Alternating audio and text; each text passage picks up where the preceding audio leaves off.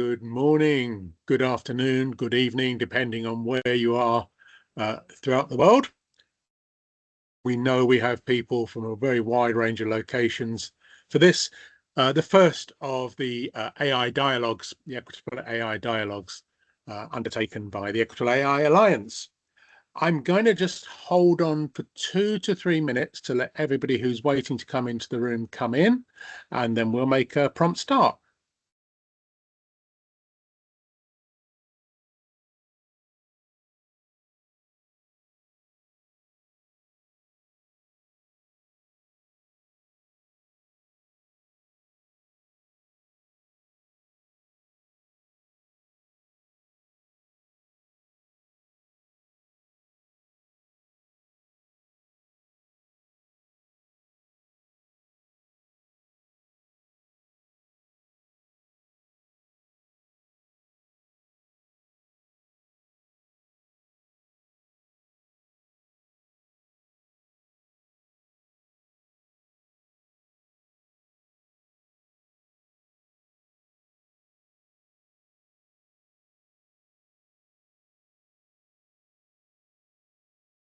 Still a few people dropping in, so we'll hang on a little bit longer. I think we know that online meeting time is 3 minutes either side of the time that's given.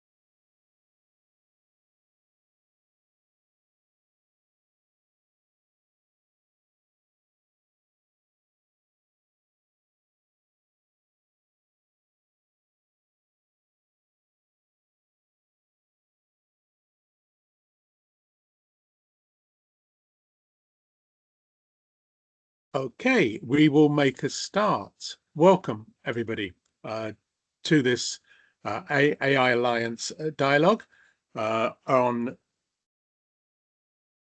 how AI is shaping inclusive workplaces. Great pleasure to meet everybody. Just wanted to let you know that we are recording this session, and it will be available in the near future on YouTube for you to view or share afterwards. Anya, would you just like to say a few words just about room management for everybody? Hello, and thank you, David. It's lovely to not meet and see you all, but it's lovely that everyone is here for our first Equitable AI dialogues. I am the operational lead for the Equitable AI Alliance at the Zero Project. And to support your experience here, we have in the chat, you will find live captions and how you can activate them in MS Teams. We have Ramon and Ayesha with us, the sign language interpreters for international sign language. You can download the presentation for you to just skim through it while we're talking about it. And then you have further links. This will be provided in the chat. And you will also find these in the Q&A section of this webinar. Thank you, David. Oh, Thanks, and Anya. one more thing to add. If you have questions, because we know you're mute, feel free to place your questions in the Q&A section, and we'll get to them at the or after the discussion. We will do. Thank you so much. So yeah, anything you type in, Anya will be watching those for us, and we'll then read those out, as we say, after we've had the discussion. Just to start us off, I'd like to just say a few words just to explain a little bit about the Equitable AI Alliance, to place today's discussion into some sort of context in terms of what we're attempting to do. So the Equitable AI Alliance is an initiative of the Zero Project supported by the Seneca Trust. And the Zero Project Network comprises more than 10,000 experts who we draw upon to provide expertise around the connections and links between disability inclusion, innovation, and AI. And AI is, of course, I hear it sometimes described as a buzzword, but I think it's more than that. I'm much closer to the idea and the concept that we're going through what is often described as the fourth industrial revolution, rather than as a trend or a fashion. We want to guide and advise and help steer decision making on critical developments, because we do think these are poised to change our society fundamentally. And in the spirit of nothing about us, without us, we can see nothing more important for the immediate future than ensuring that the potential of AI is unlocked for people with disabilities.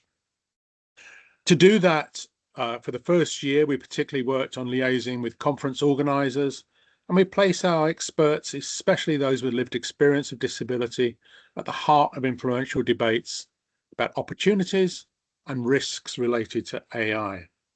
In this, the second year, we wanted to expand that way of reaching to people, and this webinar is one of the first ways in which we want to try to reach people beyond direct face-to-face conferences. The advisory board is made up of a number of people. I'm not going to introduce them to you individually, but they include representatives of disabled persons organizations, of big tech companies, including Google and Microsoft and Atos, but also individuals with disabilities, researchers, and so on. Together, they meet to advise the Alliance on some of the directions, activities, and key issues that we should be considering going forward. So as we go into our discussion today, some of the key points that we always want to try to consider. The first is probably the most important. The AI is already here, and it's changing our lives today. It's not something that is coming. It's not something in the laboratories, but we are at a very early stage in the implementation of AI in all the different parts of our daily lives. From self-driving cars to warm, responsive robot caregivers, at times AI's potential seems limitless. But there are challenges. We've already been able to identify that sometimes algorithms and the data set they're based upon can be biased against persons with disabilities. And we're going to talk more about this later on.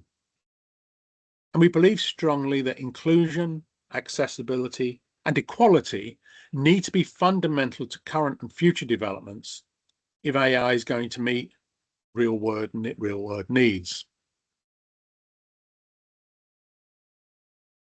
All of the work that we do seeks to balance the opportunities with the risks, as we believe that both are significant. If AI products are not inclusive by design, we risk excluding people with disabilities and discriminating against them in day-to-day life activities, workplace, education, and all other spheres of life. Conversely, we know and we can see already that AI has enormous potential to create inclusive and dedicated products for people with disabilities. Today, we're going to be focused on employment in the first of these dialogues. And with that thought in mind, we can identify examples of good practice.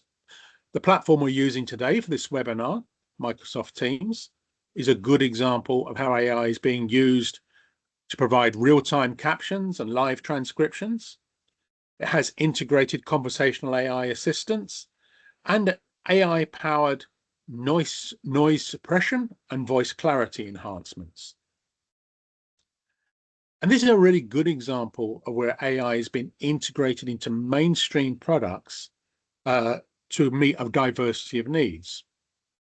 But we also know there are some real challenges here. For instance, facial recognition based on AI is often failing people with facial differences. They struggle with accuracy when analyzing faces that don't conform to the data they were trained on. I will give you a very good example, not as a person with a disability, but just simply somebody who's getting older. Depending on the lighting, when I try to unlock my bank account, using facial recognition, it completely locked me out. As a photographer, I know that lighting creates shadows on faces. And what was happening is that the shadow was deepening wrinkles on my face, and therefore it wasn't recognizing my face. After 3 attempts, it locked me out, and the only way I could get it unlocked was to go into a 2-hour waiting queue with my bank to get them to unlock the account and remove facial recognition. So people with facial differences, paralysis, such as from a stroke or cerebral palsy, aren't always recognized accurately by facial authentication systems, and they're locked out of accounts that they may well need. So it's with this background in mind that we wanted to set up this series of Equitable AI Dialogues. And I'm delighted to welcome Nakul, Director of Sales and Customer Success at Unilever, to what is our first dialogue. With that in mind, as we've already said, do please put questions into the Q&A section or into the chat, and we'll follow those up. But Nakul, before we start, let me please ask you to introduce yourself and tell us a little bit about what you are and what you do. Thank you, David. And hello, everyone. It's a pleasure to be here. My name is Nakul Gaur. I work with Unilever as a commercial leader in digital transformation. I'm based out of Singapore, and my line of work involves ensuring that Unilever and its sales systems are future fit for sustainable and profitable growth. I am a person with disability. I have a chronic neurological condition because of which I use a wheelchair.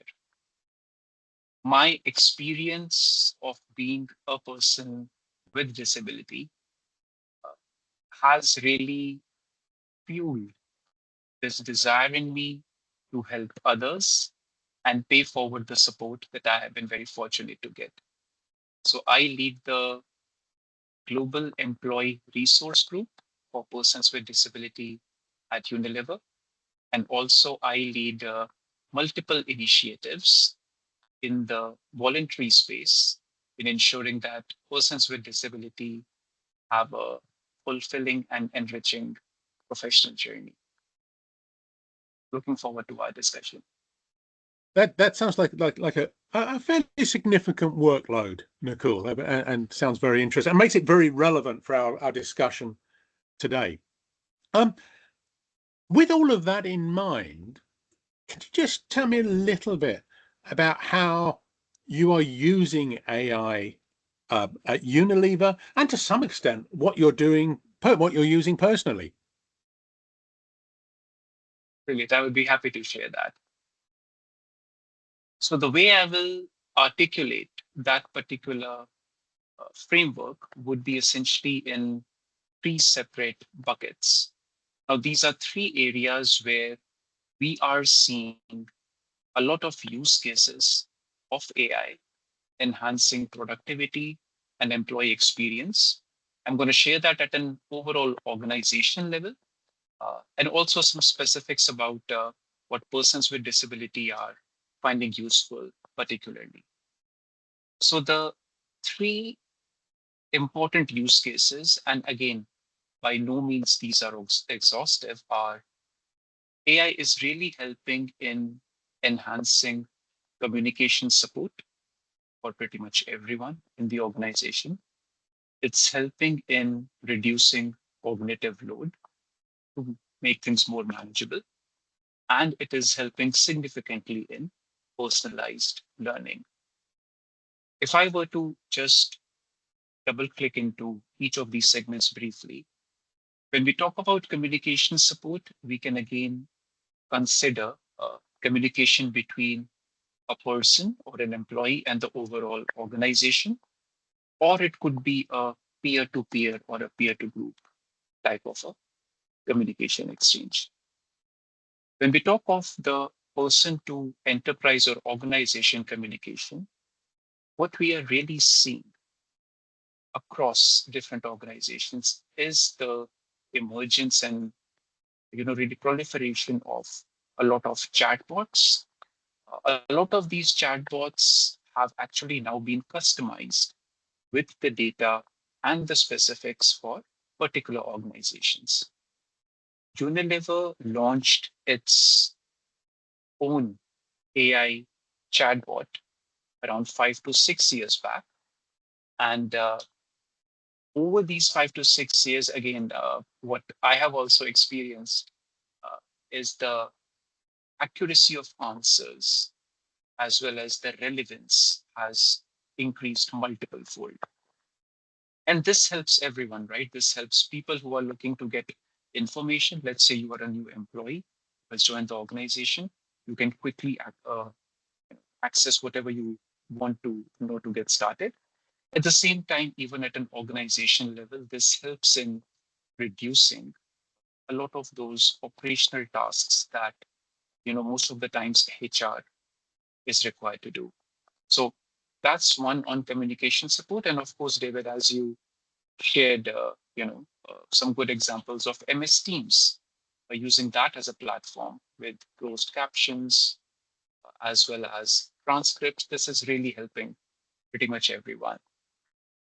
When we talk about cognitive load reduction, this again, we are seeing, a lot of our guests also had their own AI assistants joining the chat.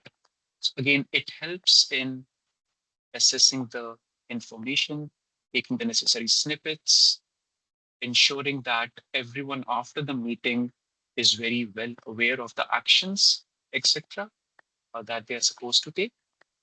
And the last bit, of course, is in terms of personalized learnings. With personalized learning, also what we are seeing is that AI is helping in creating a really an inclusive learning environment where pretty much everyone can set their own pace at which they want to learn, and also set the schedule that works best for them. I particularly use AI extensively when I'm coding. So as a coding assistant, I use the AI over the last 4 or 5 years. The AI is also now trained to help me with specific modules where I need, more information or I need better training.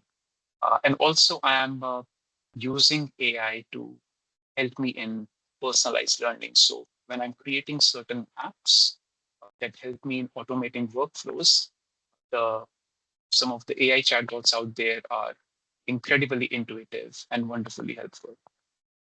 I think that's really interesting, and I'm seeing, even as we're speaking, people's AI note takers kicking in and taking notes on behalf of some of the people who are here, and there's quite a series of them coming up in the chat, and I think that does reflect just how much value there is, allowing people to listen and to follow what we're saying, whilst knowing that they're going to get a set of notes afterwards for anything they might have missed or misunderstood. But and a lot of what you just described are tools that are probably being used across the whole of the workforce, people with disabilities and without a disability. Have you seen any specific uses of AI by employees with a disability, which may not be used by everyone in the organization? Surely.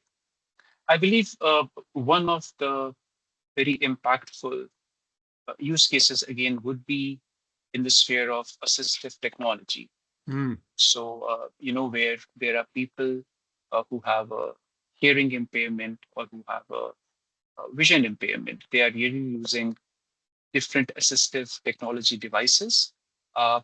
In different parts of the organization at Unilever, we also have different policies that really help in ensuring that people have the right access that they require to. So there are many cases where people can either choose their right technology from a whole carousel of different options available, or it's also something like bring your own device or bring your own app kind of a thing. There are, of course, certain checks and balances that the global IT team has put in place just to ensure that the data that is being captured, as well as the organizational sensitive data of the company is, also safe and secure, and everyone has a positive experience. But yeah, assistive technology is definitely a place where different people are using AI to enhance, their overall communication exchanges as well as productivity.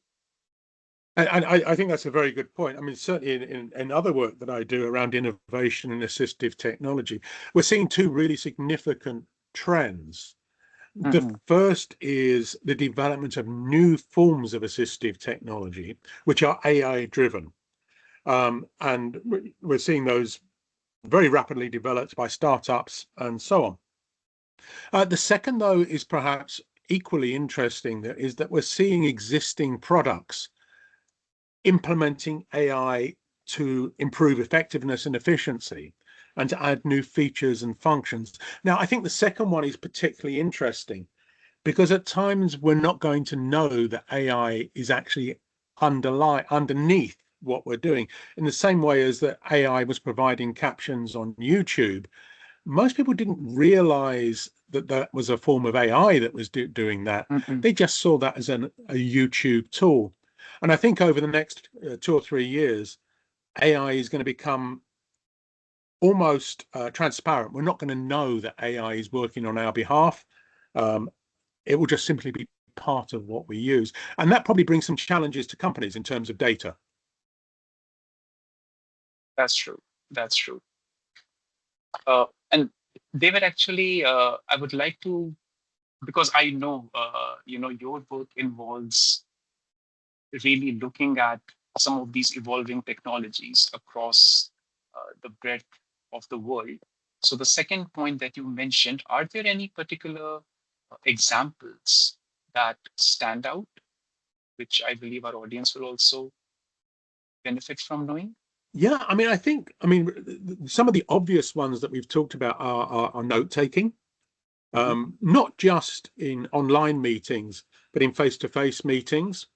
I think AI, which is adding to support for people with things like dyslexia, is now producing very rapid summaries of documents for research and so on. And that's been built into tools that people have used previously.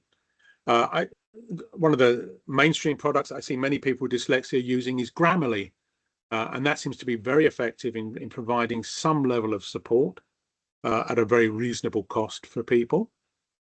But also things like wayfinding. We're seeing AI development in areas like smart wheelchairs to improve safety. So really right across navigation, mobility, communication, as you've said, alerts, notifications, environmental control of the physical environment.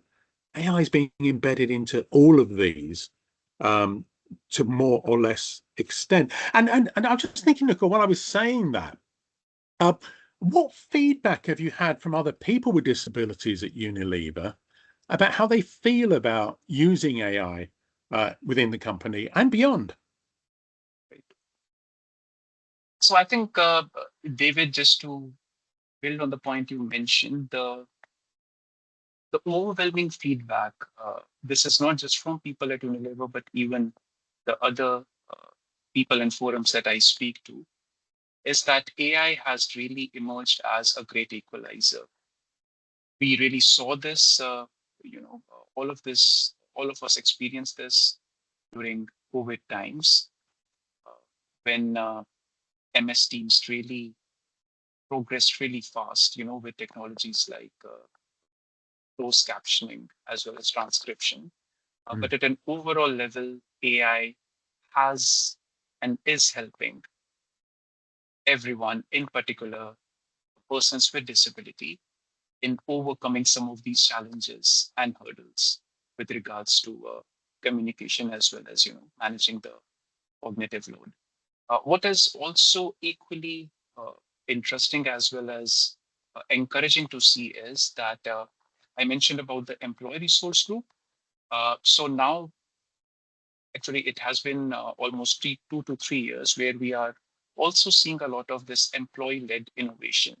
So the leaders really have recognized that inclusive experiences are imperative or really critical for some, but it's beneficial for everyone. So there is a very good endorsement from the leadership, and we can see this, top down all across on employee-led innovation. If we see a problem that needs to be addressed, which will create a positive employee experience or a brand experience, it's given a go ahead. There is no formal uh, approval process that is required.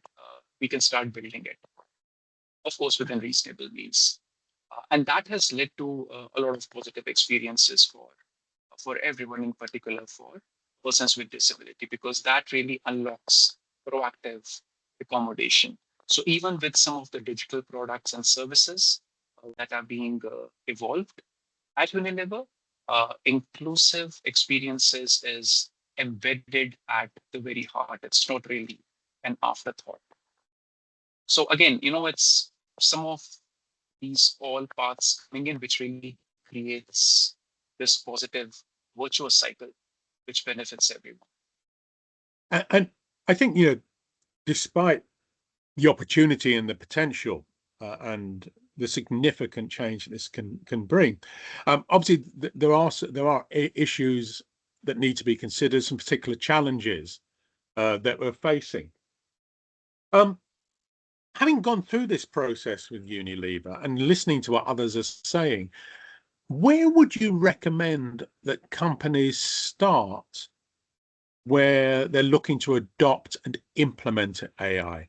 Within the Alliance, we're interested in two groups, really. The first is those who are developing the AI tools, and the second is those who are implementing it, who are putting it in place for their employees, customers, and so on.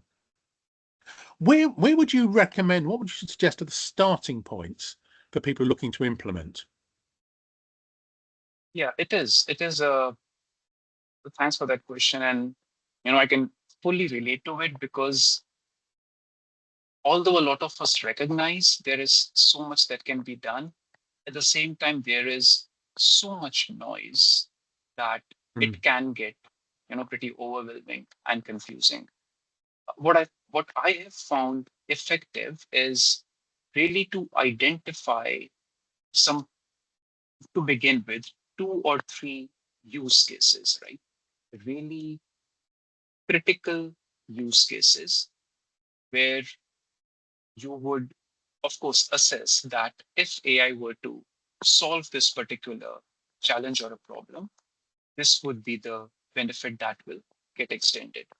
So at the very first level, it is about identifying the problem and not really, using AI as a hammer and then looking for where to strike. So identifying use cases would be the first one.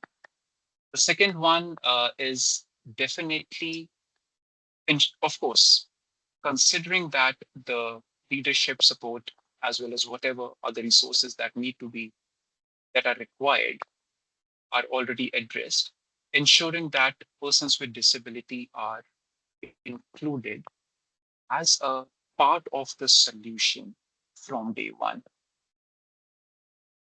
There have been certain projects that I have been a part of, both in Unilever and beyond, where in hindsight, I believe we could have done a better job in getting the feedback from all the users, especially for certain different persons with disability. And as you learn from experience, we didn't get it right the first time, and then it was very difficult to retrofit that. So ensuring that the voice and the experience of everyone involved in that particular product or a service, that feedback is captured early on. super critical. Can't emphasize that enough. And the third one would be again to have an agile methodology. So now that's the way in which pretty much all of us are working, which is to say that rather than creating one big, beautiful, perfect solution, it is better to work in short sprints. To keep putting one Lego brick on top of the other, and slowly seeing the entire thing emerging. So yeah, really working in an agile manner with a mindset of a minimal viable product and putting together the right milestones, doing an objective feedback uh, at every milestone, and then progressing to the next step. These three things, when combined, identifying the right problem, including the right people in solutioning, and working in an agile manner. If this thing is done uh, with the right mindset at the right cadence, I have seen that to be very effective. And I think that that's interesting. I mean, I always am a great believer that one of the first questions you need to ask in implementing AI is why are we doing it? It's the so what question. If So we true. put this into place, what is the impact we're seeking, and who for? So I think the so what question is always really important.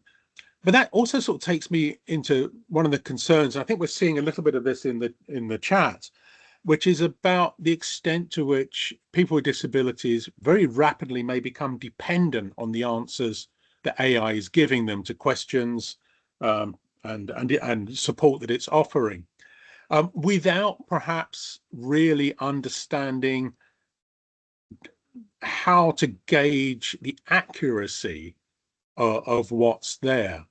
I hear a lot of people talking about using ChatGPT as a product. And one of the things that we find is that within the disability community, there is very little development and skills of things like writing prompts to ask questions of AI. So people may well find that the prompts they're writing are not giving them the answers which they thought they should ask. Have you had any of those more anxious feedback from your users where they're not getting the benefits they thought they would? Short answer, yes. Yeah.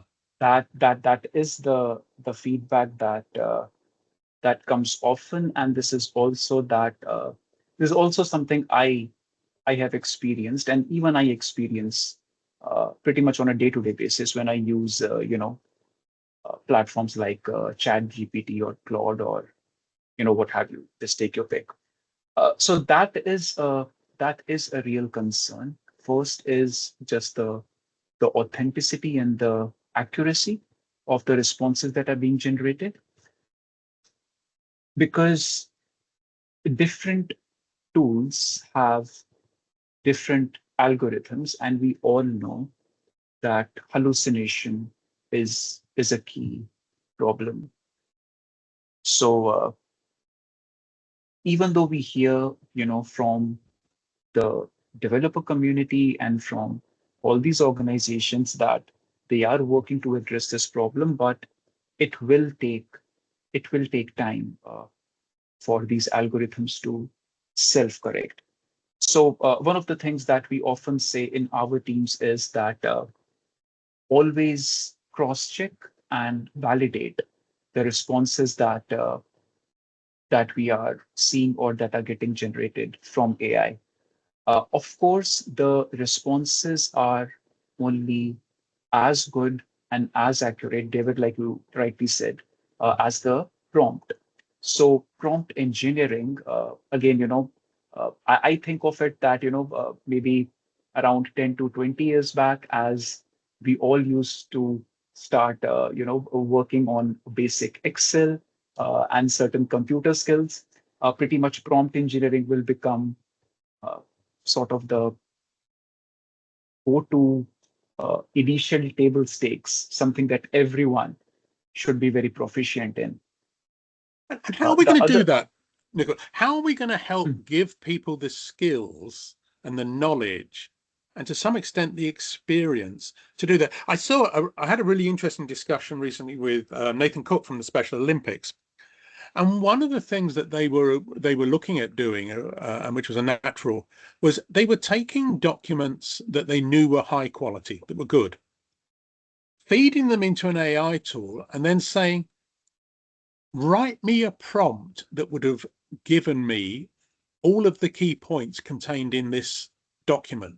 So it was almost a form of reverse engineering. And if they did that with enough documents, they started to see patterns in the prompts that it was being recommended. And of course, then what they could do was to take that prompt and put it back into the AI and see if it gave us the answer that was in the original document, which was beginning to see a way of testing and trialing how confident they could be in what AI was saying. But have you seen other ways in which we can develop and train all employees, but particularly people with disabilities, to get the most out of AI? That's a really nice, really neat example, something like reinforcement learning. So, David, with regards to prompt engineering, again, I believe, and again, this is something that we are seeing increasingly, organizations really need to prioritize AI training and development.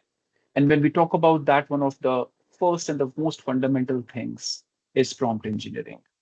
How to converse, exchange with the AI assistants so that it gives you the accurate answer you are looking for.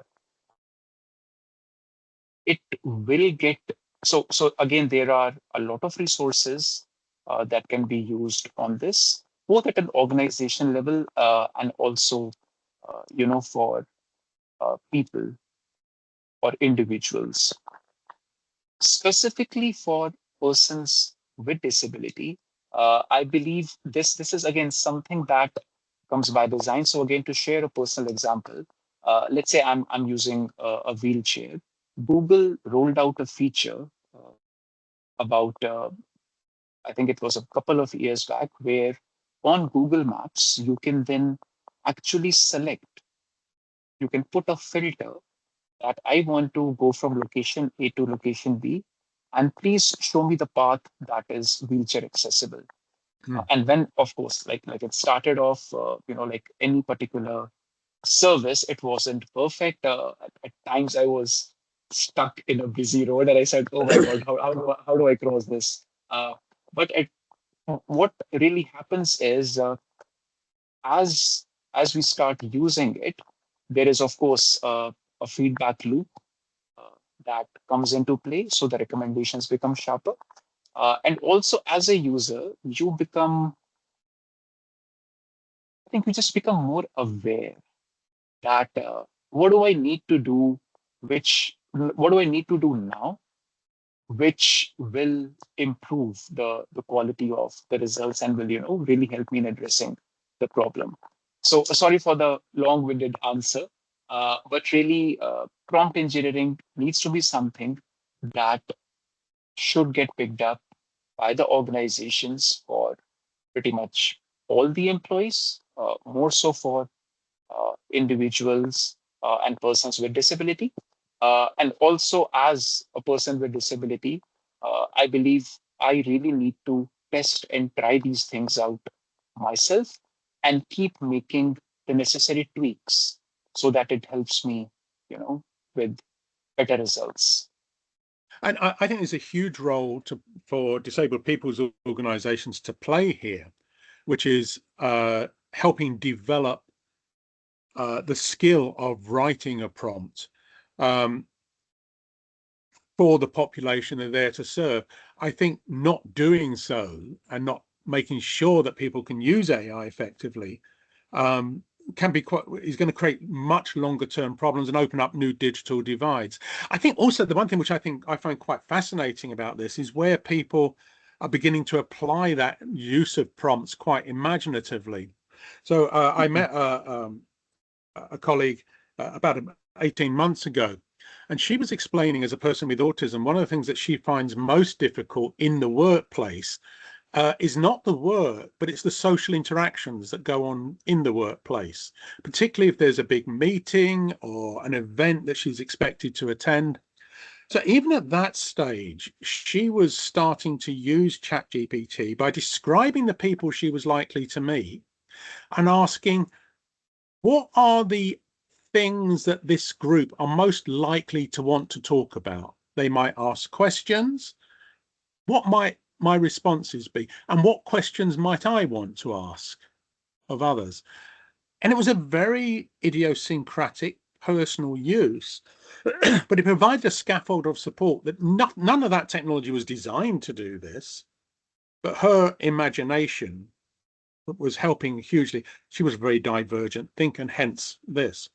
But it takes us in really into, have you then seen examples of bias in some of the tools that employers are using that could potentially discriminate against people with disabilities?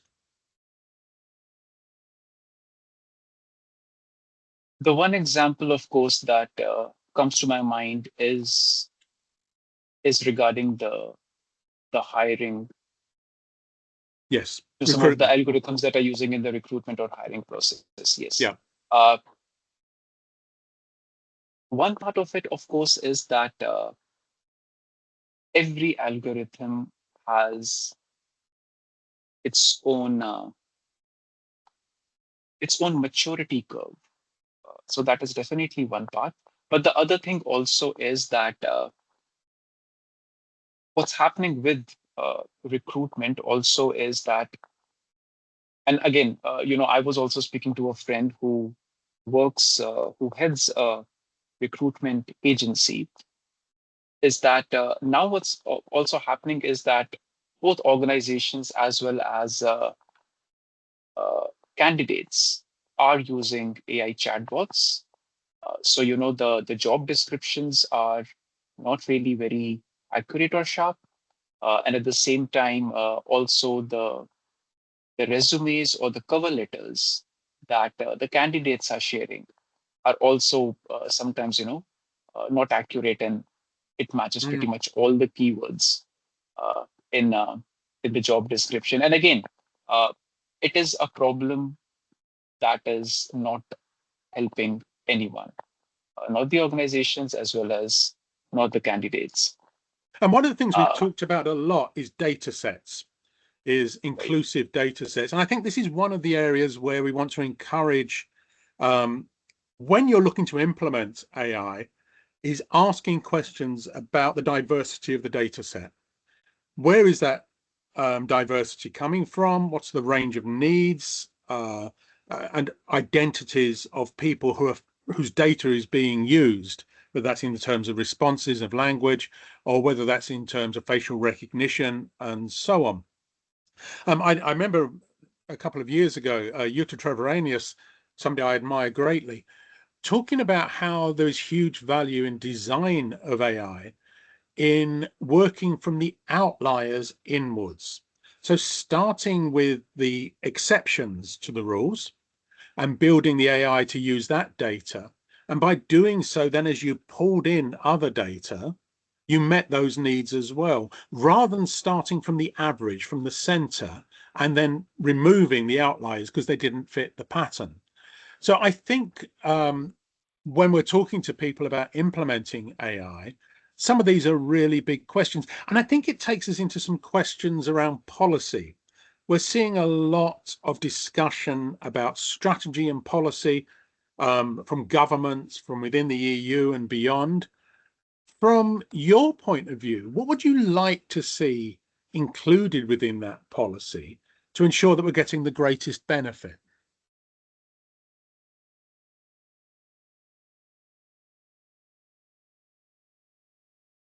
To me personally, the most important thing, which I see as a gap right now, are very clear and transparent data policies on what information would be from the users would be used, retained, that is something which is extremely, extremely critical. What we are also seeing at an enterprise level is that a lot of these algorithms also claim that the data sets on which they are being trained, the training data sets are pretty diverse, not supposed to discriminate. But again, in terms of the user data policy, there is a lot more that can be done. So that would be personally one area where I really feel a lot of work that needs to be done. At the same time, also, David, you are involved in a lot of these discussions as well as actions. So I would be very curious to also hear from you on specifically for AI governance. David and Nakul, may I just interrupt you real quick? I'm just seeing that there's a lot of questions from the audience as well. So just wanted to remind you. Yeah, thanks, Anya. Going to round this part off, and I'll just say that I think one of the most important things is for disabled persons organizations and their representatives, advocates, as well as themselves, to engage in this discussion. One of my biggest worries for us as policy is developed is that there's a degree of knee-jerk response, and that in seeking to develop policy to protect the population, we will reduce the benefits that the technology offers. So there was a balance. There was a risk-cost benefit analysis here that I think is going to be really interesting. But let's do that. Anya, there's a couple of questions from the floor that we can talk about, that you think we should discuss. Yes, thank you, David. Let me just pick one. Many people have posed the questions in different kind of ways, but this is relating to how can you get your staff and the team to actually use AI. So in terms of training people to use AI, including and especially people with disabilities or creatives, have you found a way to encourage people to learn these skills when they do not want to, are afraid of, worry about job stability, don't like change, etc.? For me, the most important factor there is what their peers are saying. Actually, and trying to help people understand that AI is coming. It's not something that this flood of AI development that's happening is going to have an impact. It's huge. So trying to pretend it's not happening is not going to help you. What I would always recommend is to really encourage people to think and discuss, to join online discussions to help shape the future. I don't think there's a simple answer to that one at all. Nakul, you got any thoughts? Yeah, I'll also build on what you said. So, like we discussed, I think the first, or rather, very importantly, it is to acknowledge and to share with everyone that this is a particular problem that you or your peers might be facing, and this is how it can be addressed through AI. So, like David said, acknowledging that fear or the resistance to change openly is the most important one, because this is not something that can necessarily be mandated or driven top down. And I think we should remember we are still at a very early stage in this period of change. So we've got the early adopters, but there will be resistance. We know that as in the adoption of all technology, this will accelerate, and people will, and as it becomes less apparent and less visible in the tools that we're using, I think people's attitudes will change as well, because they won't even know that it's happening in many cases. Is there another question, Anya? Yes, I think adding on to this, there was a similar question asking, would it be important to get an executive or management level stakeholder in that organization who would stand for continuous adoption of AI across multiple levels in the company? I mean, from my experience, that would in any large company, That's normally at least part of the role of the CTO. And if they've got a disability, equality, inclusion representative, then they may well be involved. What about senior buy-in to inclusive AI for you, Nakul, working in the business sector? Are you finding that the importance of senior level oversight and buy-in is important? I will say yes and no, and I'll try to give two perspectives. The first one is that, of course, AI has become a buzzword over the last couple of years, ever since the emergence of ChatGPT. So all of a sudden, we are seeing AI pop in, the word AI popping in everywhere. Yeah. But of course, like we all know, AI has been there for a very, very long time, right? The term was coined in 60s, for God's sake. So, it's been there for long. And So if we are looking at implementing certain AI use cases, of course, that will have uh, a significant change in the processes. There needs to be a lot of design and development. Then, of course, the right leadership alignment, as well as, all the way down across, that is required. But again, if I rewind maybe 7 to 8 years back, when we formed the employee resource group at Unilever for persons with disability, and when we were having an open discussion about the different accommodations that persons with disability wanted support on. At that point of time, really, it wasn't the question of getting a senior leader endorsement. It was about a bunch of people just getting together, putting a strong case on what they want needs to be done, what is required, and then just having the conversation with the right manager who will sort of unlock that support. So what I'm trying to share is that it doesn't really need to be that hierarchical, that for any support or any adjustment that needs to be done, it needs to go all the way uh, to the head of the business. It can be managed if we yeah, believe I the think one of the problem is most clearly articulated. important Yeah. things that needs to be considered here is unanticipated consequences. And that's where this multi-stakeholder approach with senior buy-in is important. Just to give you an example of what I mean, let's say that you're introducing an AI and it's going to replace a number of jobs within the company. If those jobs are predominantly filled by people with disabilities, or for instance, women, and those jobs are going to be made redundant, questions will begin to emerge about whether the implementation of AI was discriminating against particular groups. Because it didn't affect the rest of the population. So I think that from a senior point of view, you need to have people asking questions about unanticipated consequences, because they're important for the business, both as an employer and as somebody who's selling to customers. But very quickly, I think we've got time for one more question, Anya. Yes.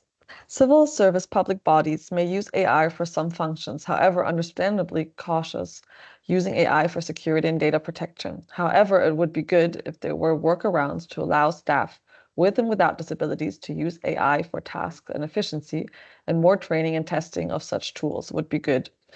What are your views? Do you have good examples of states embracing AI in regard to work and tasks, and for their staff and staff with disabilities? The private sector may be quicker to advance here.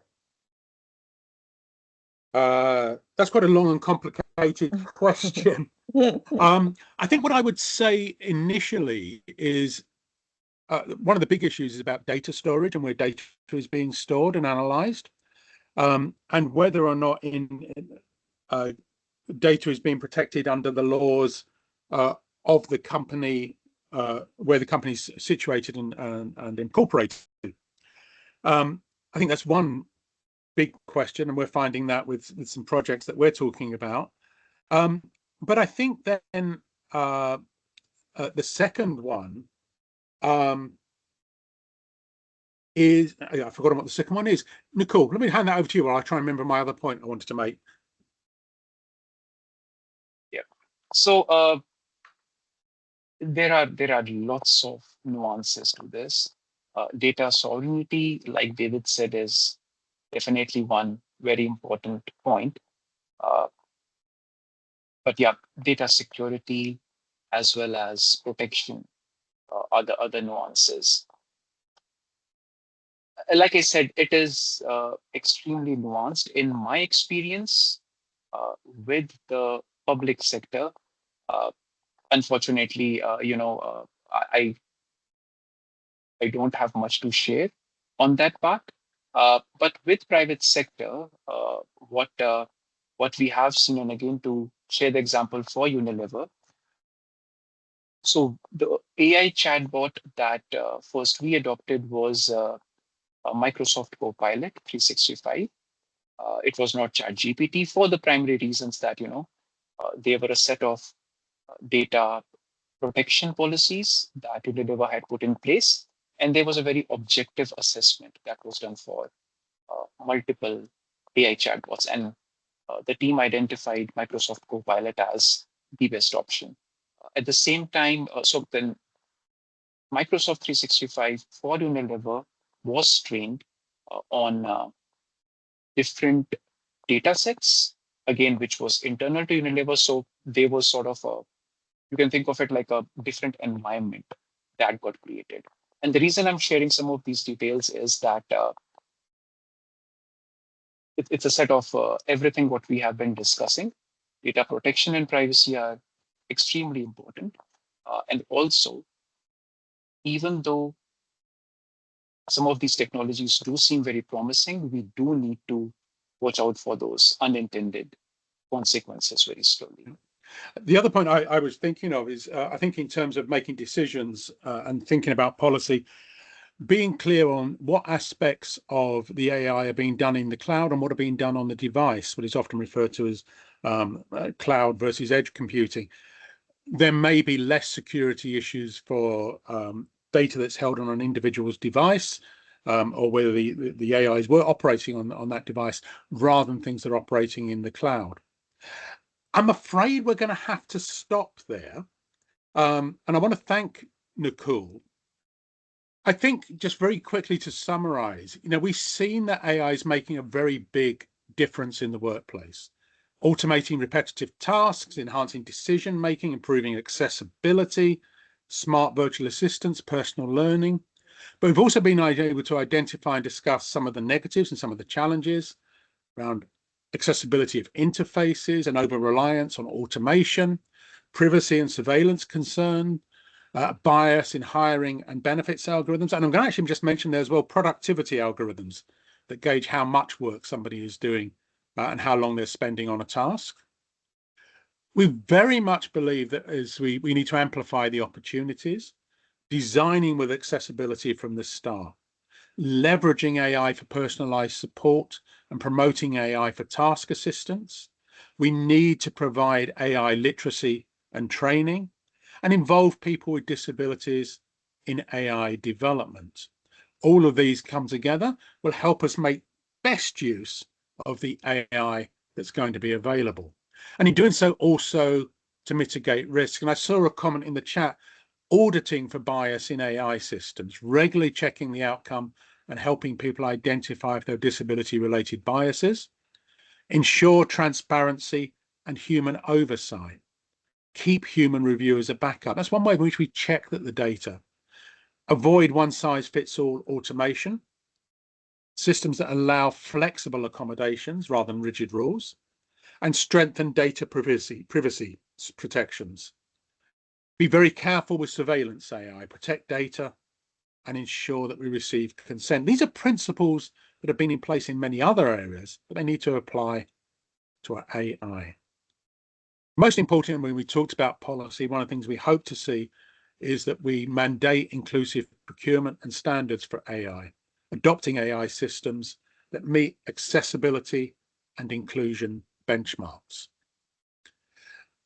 Coming on from there, I just want to mention very quickly some of the ways in which you can engage with the Equitable AI Alliance going forward. This is a debate that's going to run and run, and we need your support. We need to work together to address some of the issues we've discussed.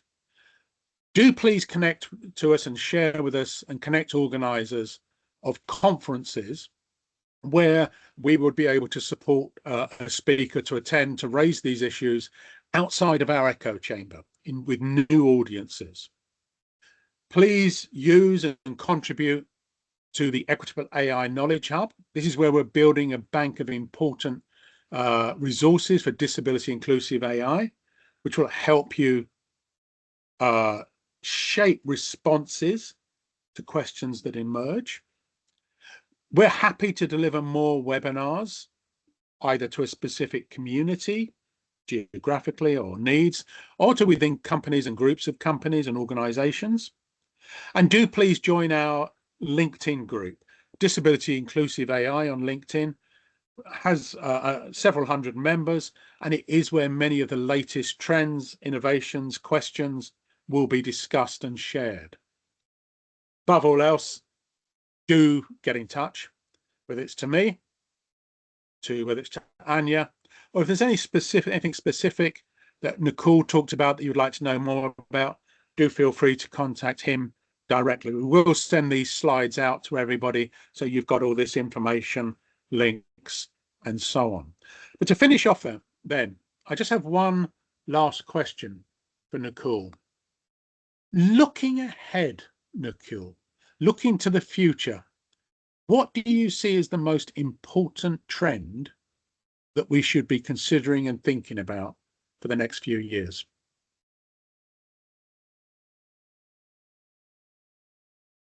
I believe everyone will have their own AI assistant who will understand them and be able to help them where they are. I agree. I think for me, the most important trend we're going to see is pervasiveness. We will not be able to think of AI in employment as separate to AI in daily life, as AI in education, as AI in social settings, cultural place. We're going to see AI pervading every aspect of our lives.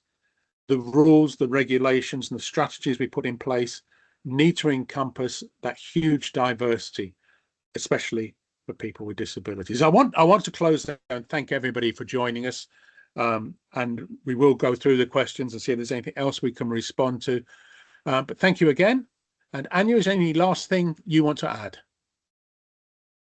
No, thank you so much for these insights, and also thank you for the participation, insights, questions, comments. I think it was a very lively session and everyone was very engaged and engaging in the chat. So thank you. Thank you, Nakul. See you Thank next you, everybody. time. Take care.